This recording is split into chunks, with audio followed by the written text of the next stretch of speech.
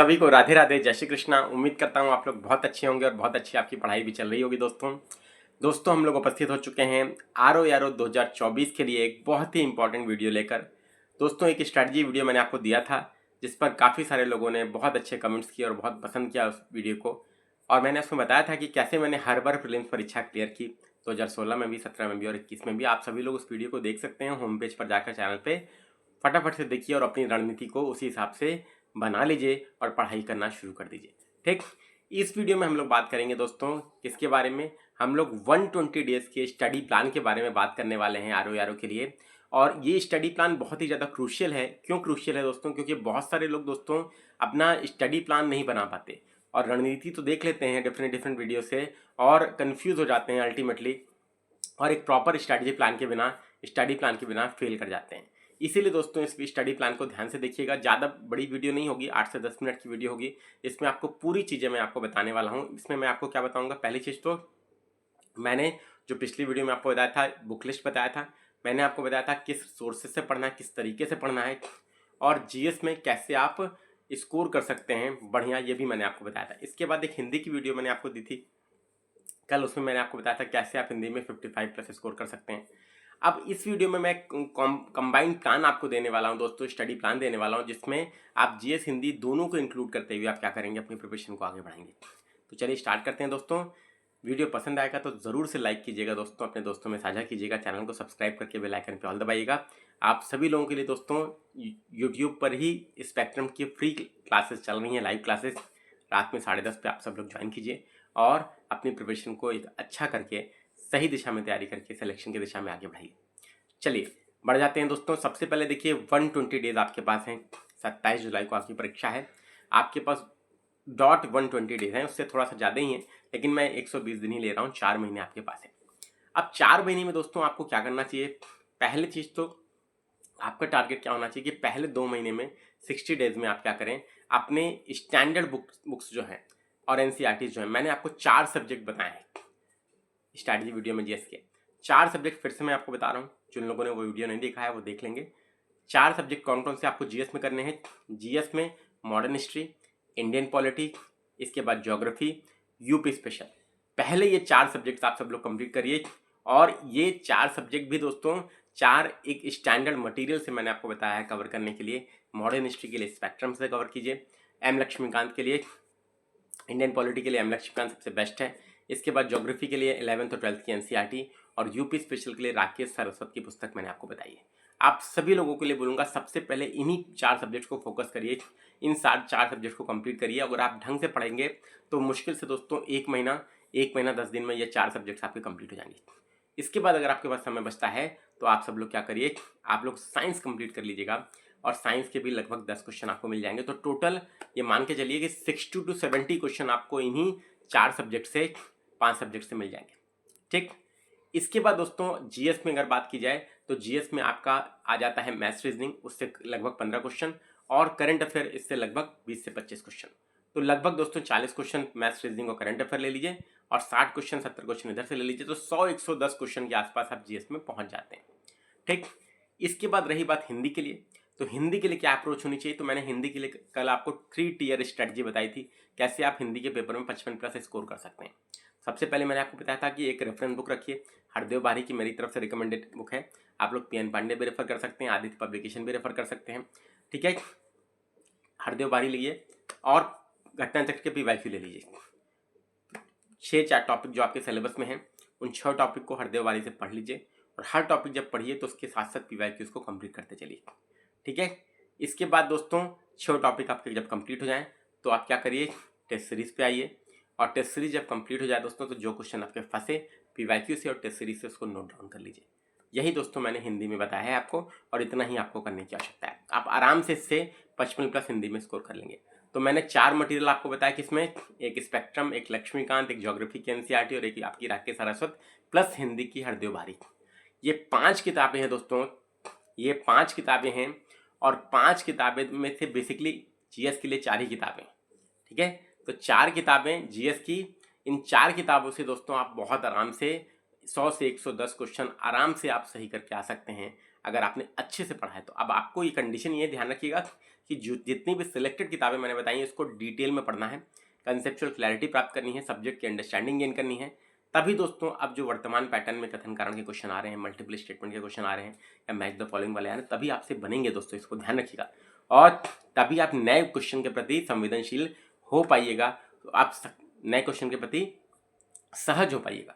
सहज नहीं हो पाइएगा तो एग्जाम में नया क्वेश्चन जब आएगा तो आप हमेशा प्रेशर में आ जाइएगा और आता हुआ क्वेश्चन भी दोस्तों आप सही नहीं कर पाइएगा, क्योंकि सब्जेक्ट बेसिकली एग्जाम है क्या, एग्जाम आपको नॉलेज का एप्लीकेशन है दोस्तों एक क्लोज्ड एनवायरनमेंट में।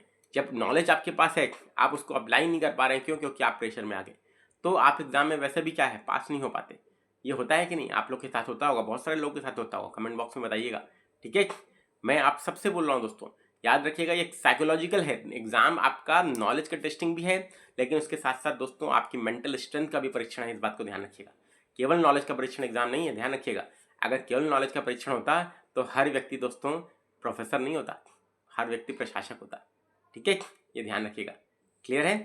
ठीक, तो जीएस के लिए मैंने बता दिया, हिंदी के लिए बता दिया, तो टोटल जीएस की 4 किताबें प्लस जीएस में मैथ्स रीजनिंग पीवाईक्यू से कर लीजिए। और करंट अफेयर के लिए मैंने आपको बताया एक न्यूज़पेपर ज़रूर पढ़िए, दैनिक जागरण या जनसत्ता हिंदी माध्यम वाले, इंग्लिश माध्यम वाले हिंदू देख सकते हैं, उसमें डेली की 2 न्यूज़ नोट करिए।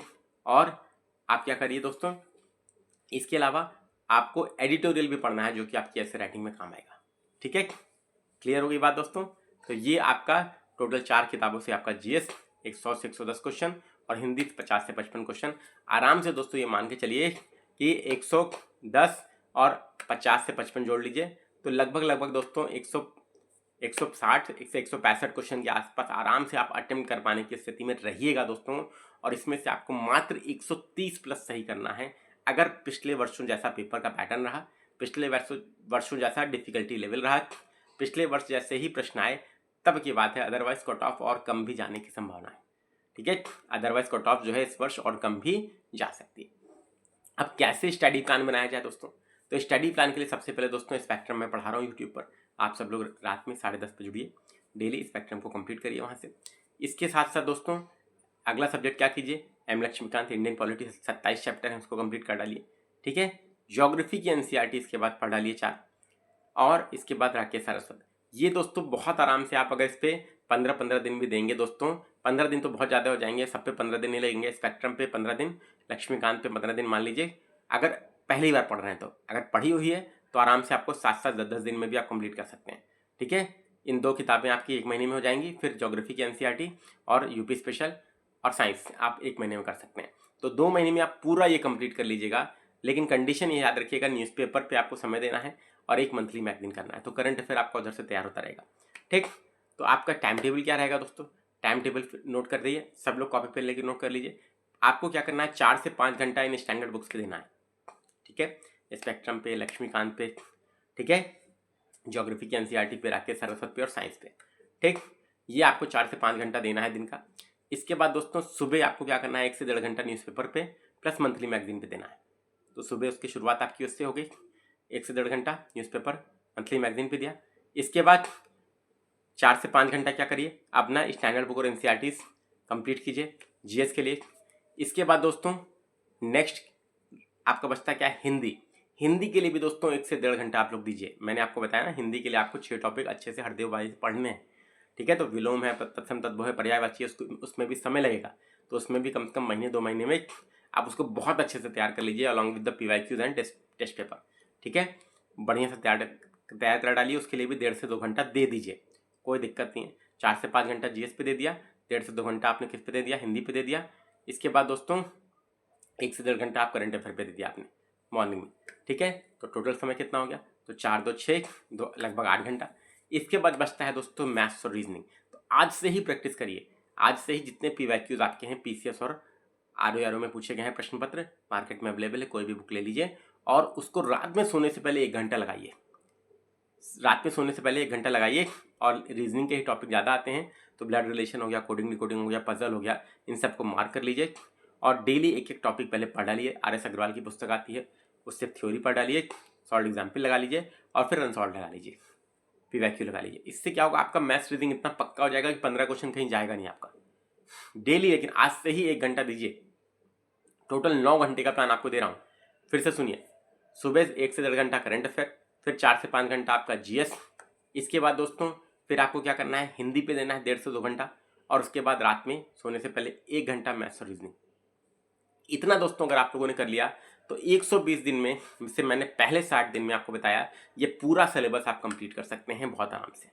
ठीक है, इसमें कोई डाउट नहीं, इसमें कोई दो राय नहीं, बहुत आराम से आप लोग कर लीजिएगा। ठीक है, ये सब लोग ध्यान रखिए।